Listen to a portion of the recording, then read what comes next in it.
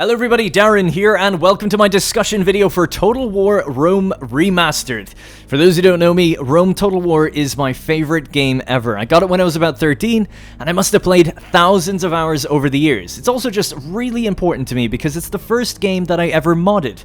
And when I saw my own creations in the game, I decided I was going to pursue a career in game development, which eventually led to me working at Creative Assembly when I was just 22 for a few years before leaving to do YouTube full-time.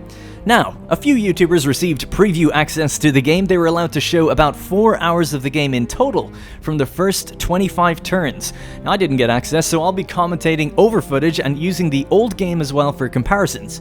This video is going to clear up some misconceptions, detail what's in the remaster, and just give a little bit of my opinion on it. Without early access though, it is quite difficult to do videos, especially full-time for Total War, so a big thank you to this video's sponsor, Cartel Tycoon. Cartel Tycoon is a survival business sim inspired by the 80s narco trade. You build an empire of drug production and smuggling chains while managing rival cartels, rogue lieutenants, state authorities, and public opinion. Those rival cartels, the DEA, the Army, and even the CIA all threaten your growing business. Let's be real, you probably won't survive it, but even though death is inevitable, it's not the end. When you die, you crown your successor and rebuild your empire from the ashes. In many ways, this makes Cartel Tycoon a dynasty survival game. The game features a bunch of unique mechanics for the genre, including money laundering, where you'll create laundering pipelines to launder dirty money into clean money, which, believe me, can be a real logistical challenge. The game just released into early access, garnering hundreds of positive reviews amongst strategy, builder, and tycoon fans, praising the game for its unique mechanics. Right now, the game has both a story mode and endless sandbox mode, with plans for multiplayer and survival to be added in future. The release of the 1.0 is planned for Q3 of 2021, so it's only a few months away, and if you want to get involved with the development, get it now and join other drug kingpins in shaping the future of Cartel Tycoon. Cartel Tycoon on Steam is 10% off until April 5th, so don't delay. Make sure as well you subscribe to Cartel Tycoon on YouTube, where you can also purchase the game's great soundtrack recorded by Cumbia artists from all over the world. And make sure to follow at Cartel Tycoon on social media. All those links are in the description and in the top comment, and using those links will help me out a lot. Thank you to Cartel Tycoon. So, let's discuss what is and what isn't in the remaster first, before then talking about any opinions. There's been some misinformation and rumor about certain features, with YouTubers contradicting each other about what is in the game and what's even new, or was there already. But I've worked fairly hard to do some fact checking on this and hopefully give you the most accurate info I can, though, you know, nobody's perfect. The Total War Rome Remaster features 4K resolution support with a completely overhauled and modernized UI that has independent scaling. There's updated graphics with a higher poly count for unit models, buildings, and the campaign map.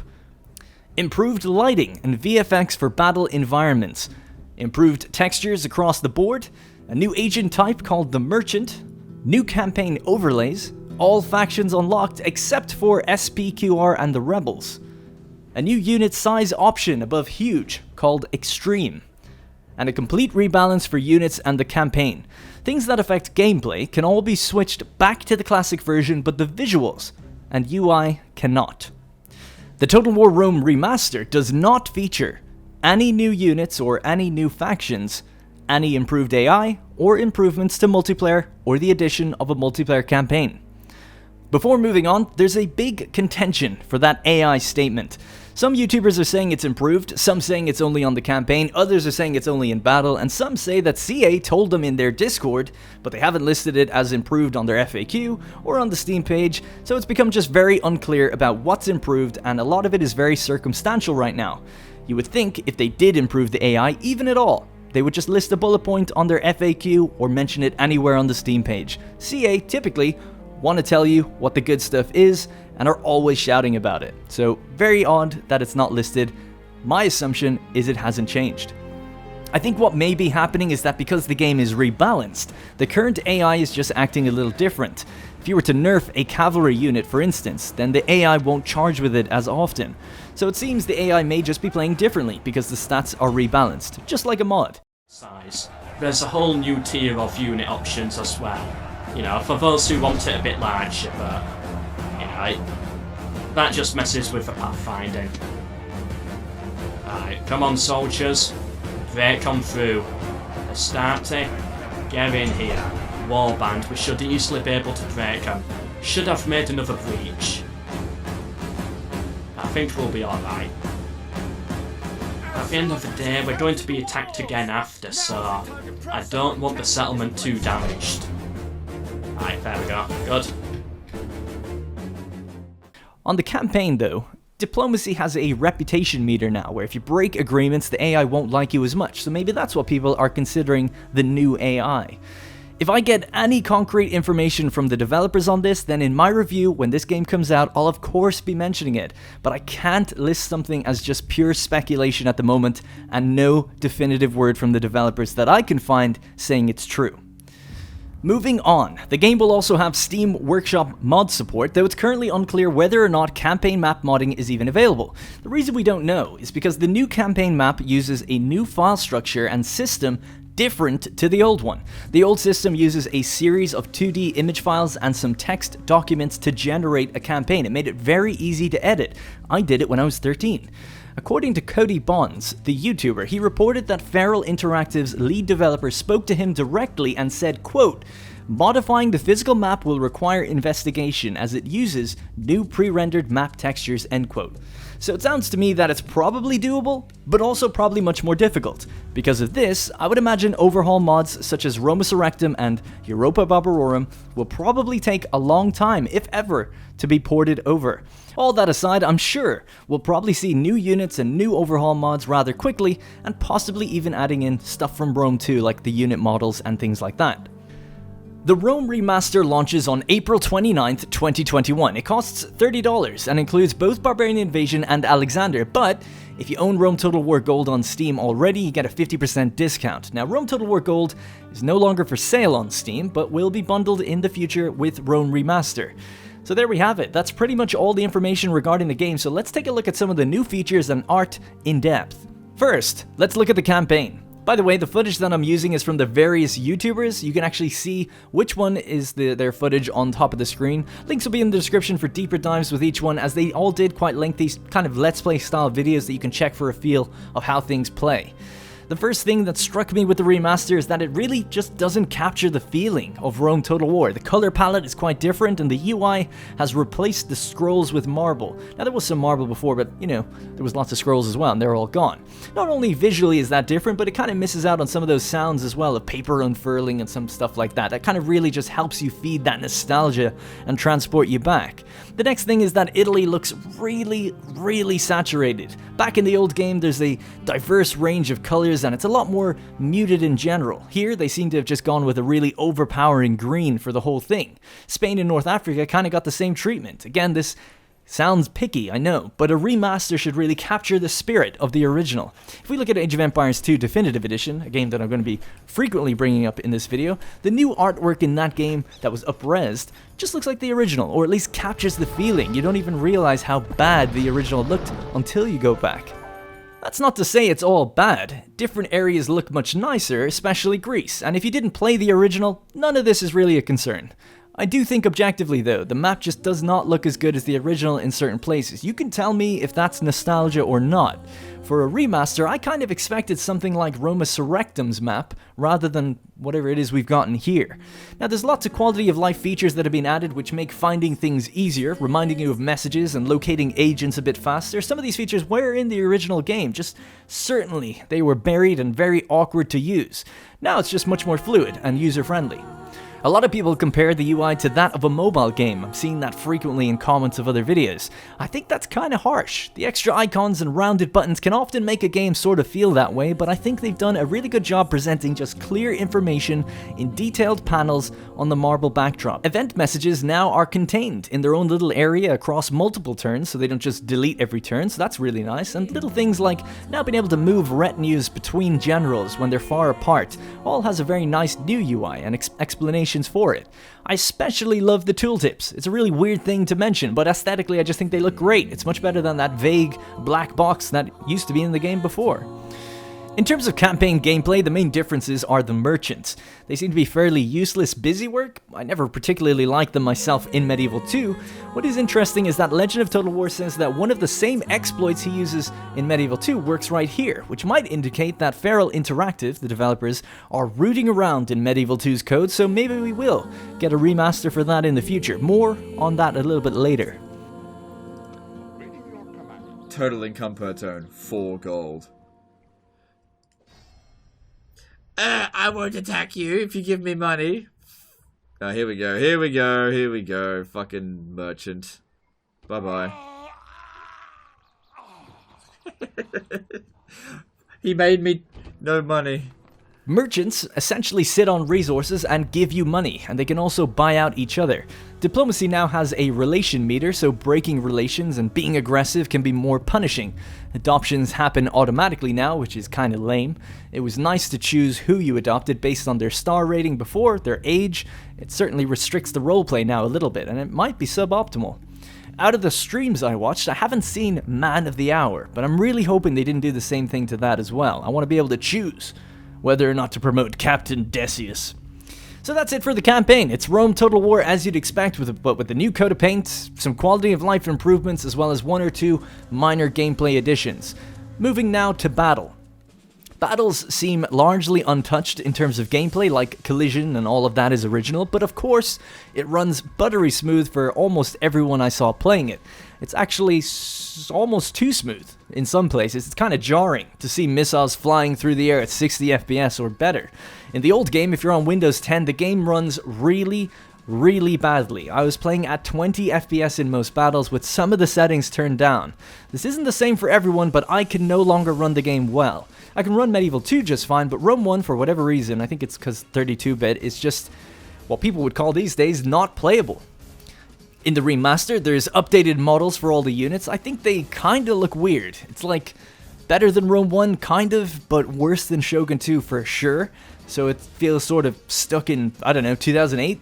Obviously, I wasn't expecting something amazing. I mean, why not? I suppose you could ask. You know, some remasters, like if we were to think about a AAA remaster like Demon's Souls, does look like a 2021 game. So you could expect that, but I wasn't.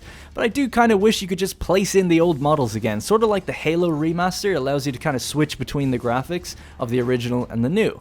Again, it comes down to both nostalgia and style. There was a certain style to the old units, and I do think that is partially lost here.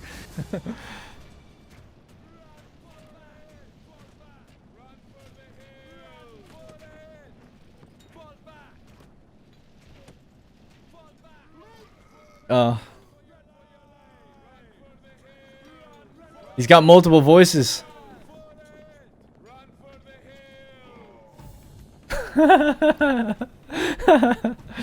Run for the hill. Oh. Good stuff right there. That said, though, entities now have more diversity, and their ethnicity represents where they were actually recruited from, which is a very cool addition.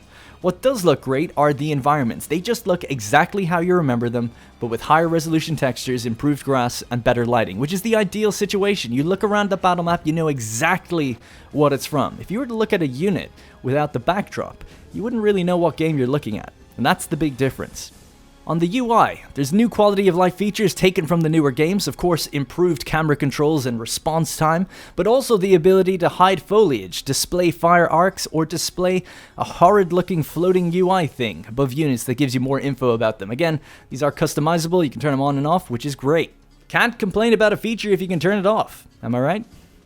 From watching the battles, the AI seems pretty bad, but in some regards, that was expected, but to me, I really do wish we got the Age of Empires 2 treatment of having all new and improved AI as an option for those who want it. Again, it's hard to say if this is the same as it used to be. There's certainly some interesting behaviors going on I don't recall seeing before, but there's also definitely some of the same stuff happening as well, with units just standing still, even when you get right up close to them. And that's pretty much it for the Rome Total War Remaster. So here's my final take on it, at least for the previews we've seen so far. At first, I was pretty hyped. I'm a big Rome fan. But after about 24 hours, I came down pretty hard. Ultimately, you only get one shot at making a remaster for at least, a decade. And without improved AI or multiplayer campaign or some extra units, it's something I just don't think I'd recommend to a person who's never played before. There are simply better Total War games on offer for, the current year. Shogun 2, Warhammer 2, even Rome 2. These are much more content-rich and with better AI. As much as I love Rome 1, and I know saying Rome 2 is a controversial thing to include there. I love Rome 1 with its population, dynamic maps, brilliant characters, speeches, all of that. If the AI is brain dead and there's only 10 units for Thrace, I just can't really recommend it for $30 when you can get those other games on sale for a fraction of the price and get much more content out of it. So this sort of brings up the question of what is a remaster, There's no hard definition, but to me, a remaster brings the quality of an old product, be it a game, music, movie, up to the standard of the current year. And for me, that even includes things like performance, visuals, AI, and even content like units and so on. Unlocking factions that were originally locked because the designers themselves felt the rosters were incomplete is kinda antithetical if you don't flesh out their rosters, In 2004, the designers made the decision to lock a bunch of these factions, feeling that the gameplay for these factions would be subpar. You could obviously change one line of text and play as them if you wanted, and you'd have access to everything that you're going to have now. That's fine. But for them to actually make the distinct choice to give you the factions, even though back in the day designers, the original OG designers said no, without adding anything, I don't know if that's necessarily enticing or not. Anyway, all of this ideally would be optional, People are like, oh, I don't want new units in my game. Well, to make it, I'll make it optional. To give people their classic experience if they want it. Age of Empires and other games, but especially Age of Empires, have set the bar for remasters incredibly high. They added new multiplayer features, new spectating tools, brand new single-player content in the form of new campaigns, new factions to play as, and of course, updated visuals that kept the style of the original and kept the price to $20 and didn't lock people out of purchasing the original games. I love Rome Total War, but in 2021, it is not worth $30. But if you want that hit of nostalgia, $15 is much more reasonable. Lastly, for those who don't know, Feral Interactive are the developers behind this. They're a port studio. They've ported the most recent Total War games to Mac and Linux, and they've also ported and adapted Rome Total War to iOS over the last couple of years. They've done a really great job on the iOS ports. People are wondering, if Medieval 2 is going to be next, and it's definitely possible, especially if this game sells very well. Feral, I'm sure, would be quite capable of quickly figuring out Medieval 2 as the file structure and the code base is nearly identical to Rome. Why get Feral? Why don't CA just do it and add more stuff? I hear you ask. There are very, very few people left at CA who actually know the ins and outs of Rome Total War. Most of the developers were bought out by Sega and left around the time of Empire's development. The developers in CA went from Rome straight to Empire. Medieval 2 was developed by a now defunct Australian spin-off studio. They closed down when they made a game called Stormrise that bombed hard. Feral are probably the most equipped to do this sort of thing, but I hope they don't remaster anything after Medieval 2. In my opinion, Empire and all of the games that follow are relatively up to date and could just be updated to run better or have better AI in the case of Empire specifically. And definitely in the case of Attila, just please port in the Thrones of Britannia performance into Attila. It's the same game, just do it.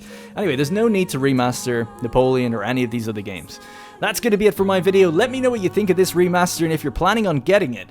If you'd like me to come back and review the game through a 2021 lens in April 29th or around there, let me know in the comments. And if there's demand for it, I'll definitely cover it. Of course, I'm always a little late though. Thank you very much for watching, and I'll see you in the next one. This is my favorite wonder in the game, by the way.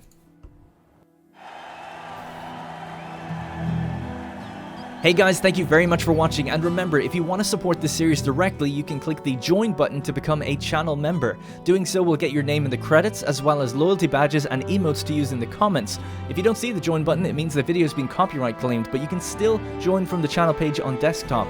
You can also link your account to our Discord to get a special role on there that will give you access to the Senate House and a few other perks.